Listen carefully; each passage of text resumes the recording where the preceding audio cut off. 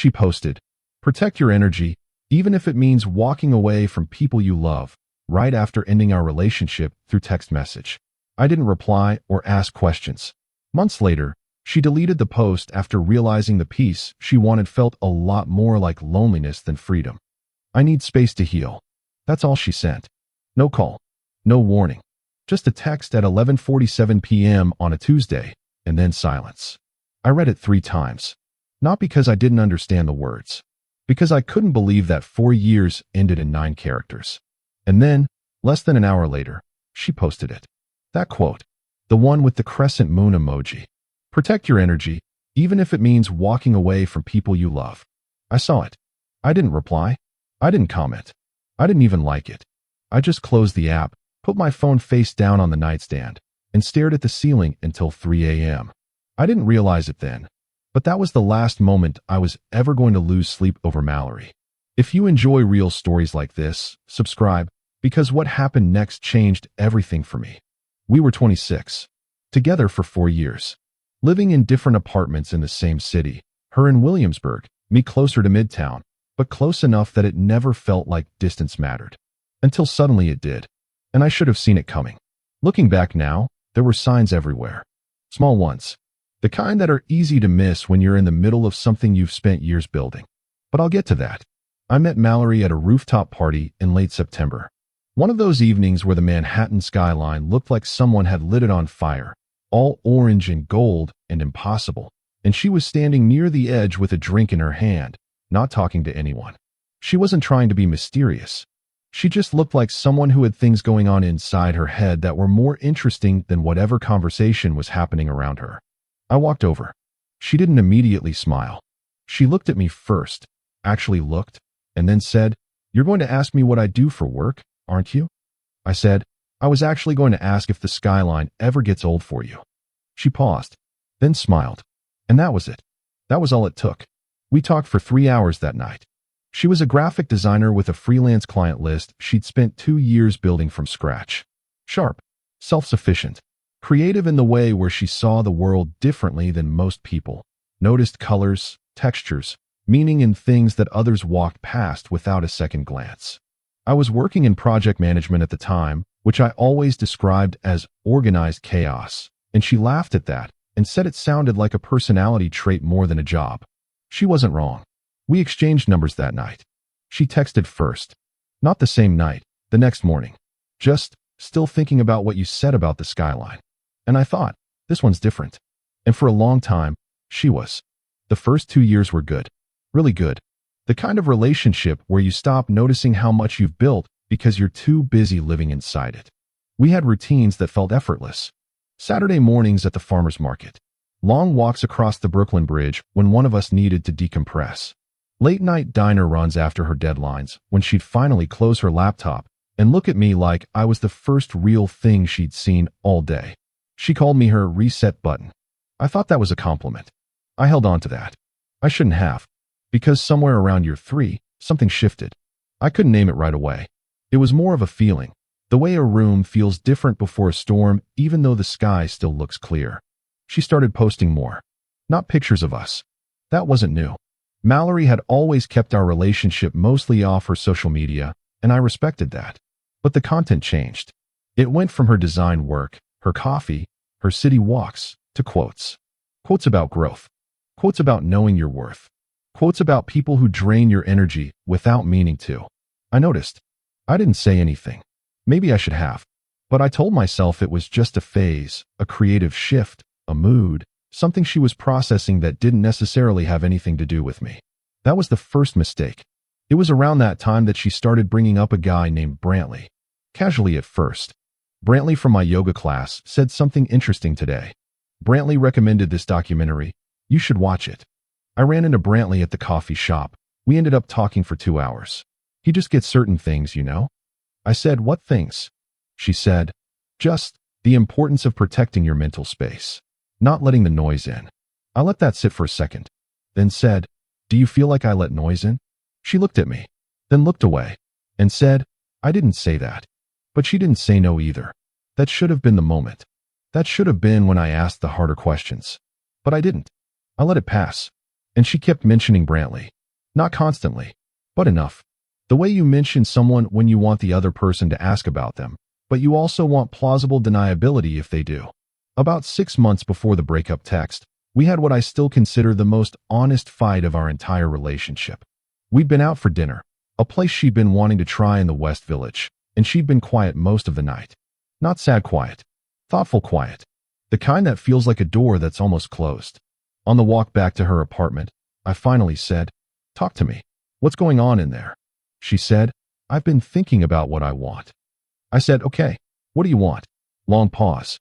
"I want to feel free." I stopped walking. She kept going a few steps, then turned around. I said, "Free from what, Mallory?" She didn't answer right away. Then, "I don't know. I just feel like I've been building my life around other people's timelines, and I need to figure out what mine actually looks like." I asked her what that meant for us. She said, "I'm not saying anything is wrong. I'm thinking." I stood there in the middle of a sidewalk in the West Village at 10 p.m. surrounded by people laughing and living their lives, and I had this very specific, very quiet thought. She's already made up her mind. I didn't say that. I took her hand. We walked back to her apartment. We didn't bring it up again that night. And for the next 6 months, we existed in this strange, suspended space where everything looked normal from the outside and felt like held breath from the inside. Then one night, I posted a photo of us. It wasn't a big deal. We were at a rooftop bar, different one from where we met, but same kind of evening, same impossible skyline. And we looked genuinely happy in the picture. Because we were. Or at least I was. I posted it. She texted me 20 minutes later. "Hey, can you take that down?" I said, "The photo? What?" She said, "I just don't love having pictures of us out there right now." Right now? That phrase. I stared at it for a long moment. Then typed, "Right now meaning?" She said, "Can we just talk about it later? I'm in the middle of something." I took the photo down. We never talked about it. That was 3 weeks before the breakup text. Here's what the last 3 weeks looked like. She was busy, more than usual, working late on a project, seeing friends, going to a sound bath experience that Brantley had recommended. I saw her twice in 21 days. Both times felt pleasant, surface level pleasant, the kind of pleasant that you perform when you don't want to fight. The second time, 3 days before the text, we grabbed coffee. She seemed lighter than she'd been in months. Happy almost. I remember thinking, maybe we're turning a corner. She hugged me goodbye outside the cafe. Longer than usual. I remember that hug. The way she held on for a second longer than she needed to. I thought it meant something good. Turns out it was the kind of hug you give when you've already made a decision. Tuesday, 11:47 p.m. My phone lit up with her name. I picked it up expecting anything. A meme. A song recommendation. "I can't sleep, call me." Instead, "I need space to heal. I think we've run our course and I care about you too much to keep going in circles. I'm sorry." I read it. Read it again. Set the phone down. Picked it back up. Read it a third time. Here's what I noticed in those 3 readings. First read, shock. Second read, the words, "run our course." Third read, the words, "too much to keep going in circles." Circles. We'd been going in circles. That was news to me. Because from where I was standing, we'd been going forward. Slowly maybe. Imperfectly, definitely. But forward. Circles was her word. Her frame.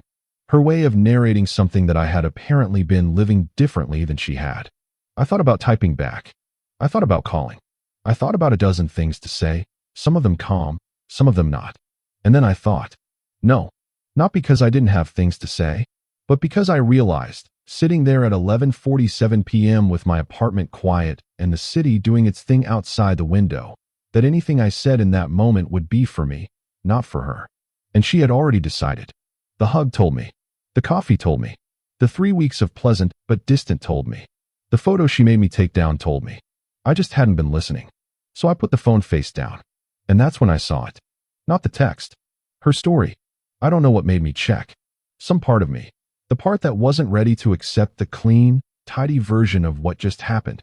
Needed to see if there was more. And there was. Protect your energy, even if it means walking away from people you love. White text on a dark background. The crescent moon emoji at the end like a signature. 47 minutes after she ended a 4-year relationship in a text message, she posted that.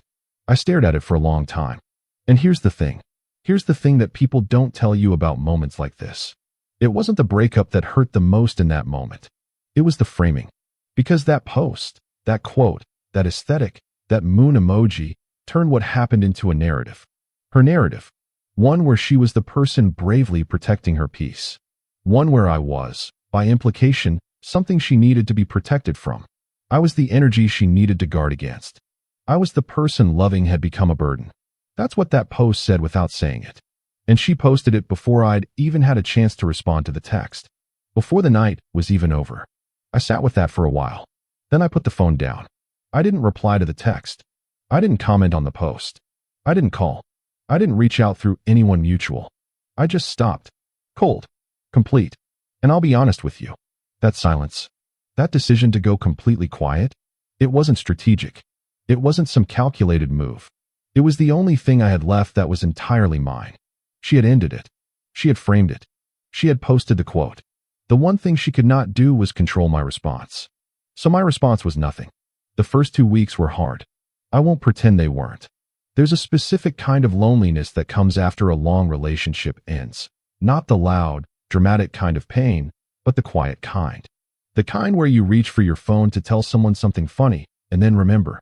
The kind where Saturday morning feels like a hole where something used to be. I kept my phone on the other side of the room for the first week. Not because I was afraid I'd text her, but because every time I was near it, I had to actively choose not to. And I was tired of that choice.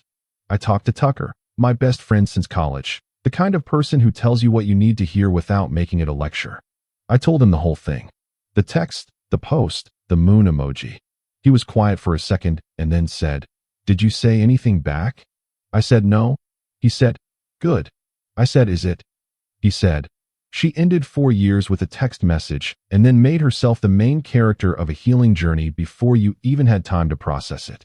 You not responding was the most honest thing either of you did that night." I didn't say anything. He added, "You're allowed to feel whatever you're feeling, but don't let her narrative become your story." I held on to that. I threw myself into the things I'd been putting off. Not in a loud, performative way. Quietly. I picked back up the guitar I'd barely touched in 3 years. Started waking up earlier. Went back to a gym routine I'd let slip. Cooked actual meals instead of ordering in every night. None of it was dramatic. None of it was for an audience. There was no post. No quote. No moon emoji. Just me, living my life without narrating it for anyone. And slowly, slower than I wanted, faster than I expected, the held breath feeling started to lift. I started sleeping through the night again. I started noticing the city differently. The way I'd noticed it before she was in it. Not better or worse. Just mine again. About 6 weeks after the breakup, something happened that I didn't expect. I ran into Tatum, a mutual friend, someone who'd been close to Mallory long before I came along and had always been genuinely warm to me, at a coffee shop near my apartment. She saw me first, paused, then walked over. "Hey," she said. "How are you?" "Honestly, better than I expected." She nodded. There was something in her expression. Not pity. Something more careful than that. She sat down for a few minutes. We talked about nothing important at first. Then she said, "I just want you to know, I think you handled everything with a lot of dignity." I said, "I didn't really do anything." She said, "Exactly." I looked at her. She pressed her lips together like she was deciding something. Then said, carefully, "She expected you to react. She was, I don't know the right word, ready for a certain kind of response. And when it didn't come, she stopped herself. Anyway, I just wanted to say that." I thanked her. She left, and I sat there for a long time with my coffee, thinking about what she almost said. Mallory expected me to react. She was ready for a certain kind of response, which meant she'd thought about it, which meant the text hadn't been impulsive, which meant the quote, the post, the narrative, had been prepared. I filed that away. The post stayed up for about 8 weeks. I know because a friend of mine, not even someone close to Mallory, mentioned it once in passing. "Didn't she post something after you broke up? That quote thing." I said, "Yeah." He said, "Still up. I saw it the other day." I didn't say anything. Didn't feel anything in particular. Just noted it. She was still telling the story. Still holding the frame. Still standing in the light of that crescent moon, the brave one who'd protected her peace. Here's where it gets complicated. Around month 3, I started hearing things. Not through gossip, I wasn't seeking it out. But New York is smaller than it looks. And when you've spent 4 years building a life with someone, Traces of them find their way back to you whether you want them to or not. What I heard was this. Mallory wasn't doing well. Not falling apart, not well. Just quiet. Withdrawn. The freelance work had slowed. She'd stopped going to the yoga class where she'd met Brantley. Actually, I'll get to Brantley, because that's its own chapter. Turns out Brantley, the guy she'd been mentioning for a year, the one who got her, the one who understood the importance of protecting your mental space, had not become the next chapter of her story. From what I eventually pieced together through exactly one conversation with Tatum and zero active investigation on my part, Brantley had been interested. Mallory had been interested. They'd spent time together after the breakup. It had felt exciting for about 3 weeks. And then Brantley had made it clear he wasn't looking for anything serious.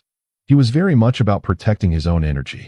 Turns out when you find someone who shares your exact philosophy about not being tied down and maintaining personal freedom, they apply that philosophy to you too. Who could have seen that coming? I didn't gloat about this. I genuinely didn't. I felt something when I heard it, but it wasn't satisfaction. It was more like recognition. The feeling of a picture coming into focus. She'd left a 4-year relationship for the idea of something, for the feeling of being free, for the philosophy of protecting her energy. And what she found on the other side of all that freedom was a guy who didn't want her seriously in an apartment that had gotten very, very quiet. Month 4. I was at a gallery opening.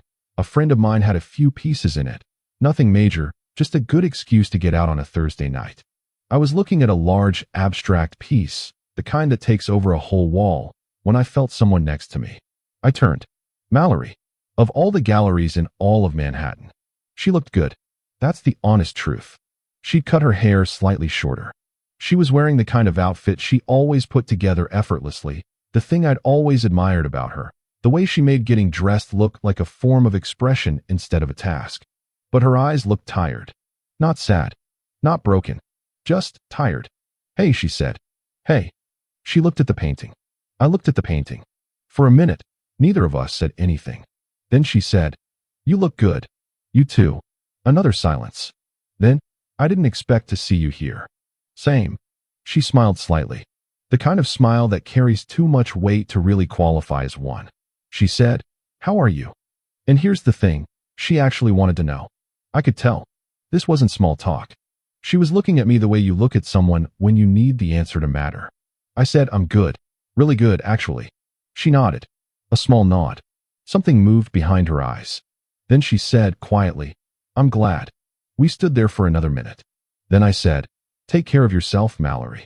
She said, "Yeah, you too." And I walked to the other side of the gallery. I didn't look back, but I wanted to. Not because I missed her, because I wondered if she was watching me go. Month 4, 2 weeks after the gallery. The post came down.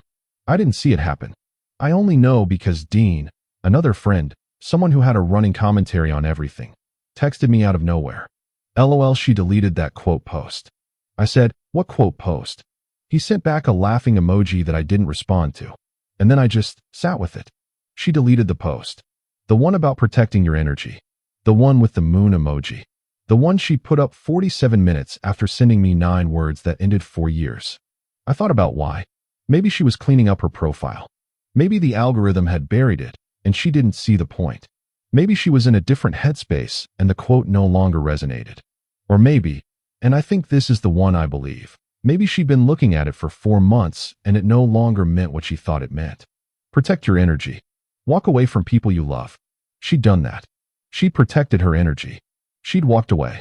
And what the post couldn't tell her, what no aesthetic quote on a dark background with a moon emoji can ever tell you, is that the piece you imagine on the other side of walking away might have a very different texture than you expected. Might feel less like freedom, more like stillness. And stillness, when you're alone with it long enough, has a way of turning cold.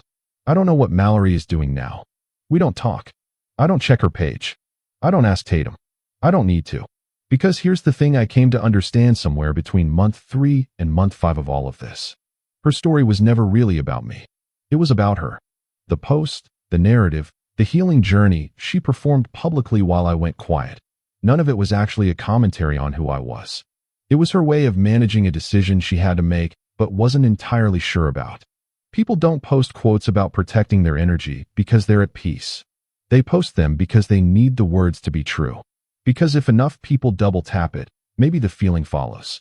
She needed the narrative before she had the experience.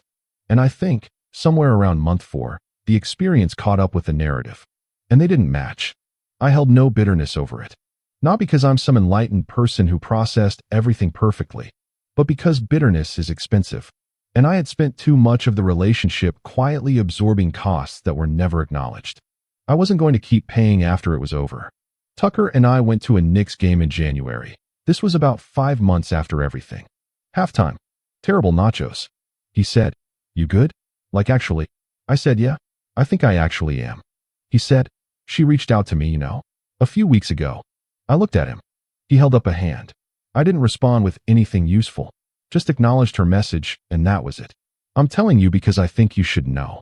I asked what she said. He said she'd asked how I was doing. I sat with that for a second, then said, "What did you tell her?"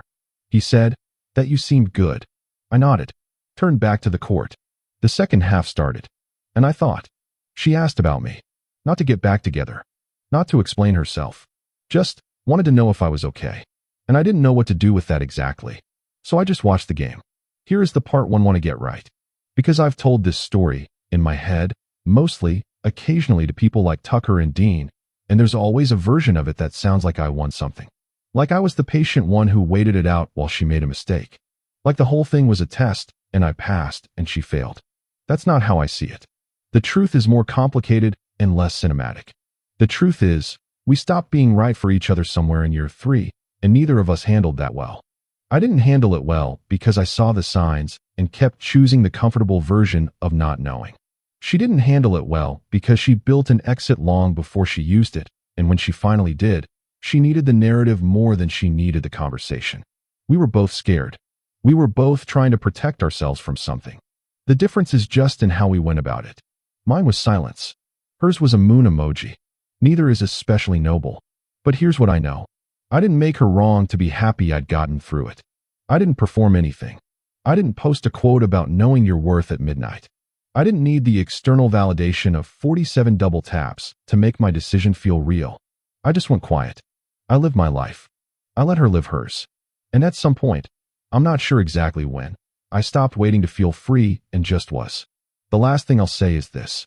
There's a specific kind of person who ends a relationship through a text message and then posts an inspirational quote about walking away from people you love before the other person has even had time to put the phone down. That person isn't a villain.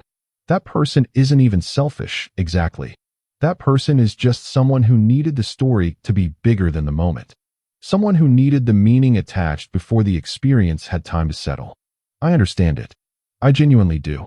Because I think Mallory spent a lot of that last year feeling something she couldn't name, and when she finally made the move she'd been building toward, she needed it to mean something. She needed to be the one who protected her energy. She needed that post, that narrative, that frame. And then, for months later, she woke up one morning and looked at it and felt the distance between what it promised and what she actually had. And she deleted it. No announcement. No replacement quote. Just gone. And I don't know this, but I think that the deletion was the most honest thing she'd done since the night it all ended.